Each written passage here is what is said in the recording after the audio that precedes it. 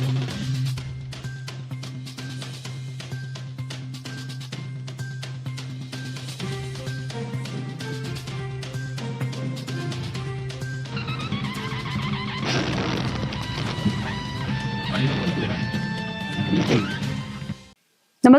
आपण पाहता हिरकणी न्यूज.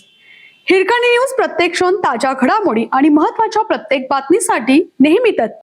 गोकुळवरील अमूलच्या आक्रमकच्या प्रचाराने निवडणुकीला धग.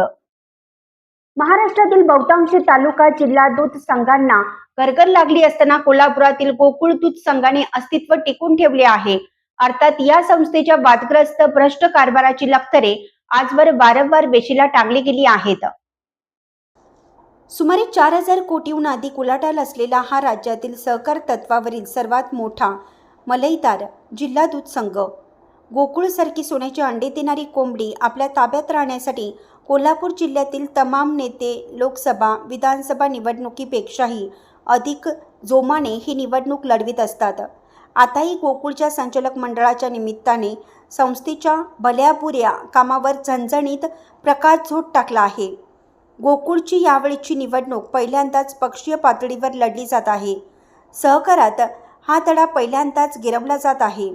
महायुतीच्या झेंड्याखाली कोल्हापुरातील नेते एकवटले असताना त्यांना राजश्री शाहू समविचारी आघाडीने आव्हान दिलं आहे. ही निवडणूक यावेळी एका वेगळ्याच आणि तितक्याच जोमाने मुद्द्यांमुळे चर्चेत आली आहे. ती म्हणजे गोकुळवर होऊ घातलेले गुजरातच्या बलाढ्य अमूल उद्योग संघाचे आक्रमण. विरोधकांनी ठासून मांडायला सुरुवात केलेला हा मुद्दा महायुती कसा हाताळणार हे निर्णायक ठरणार आहे.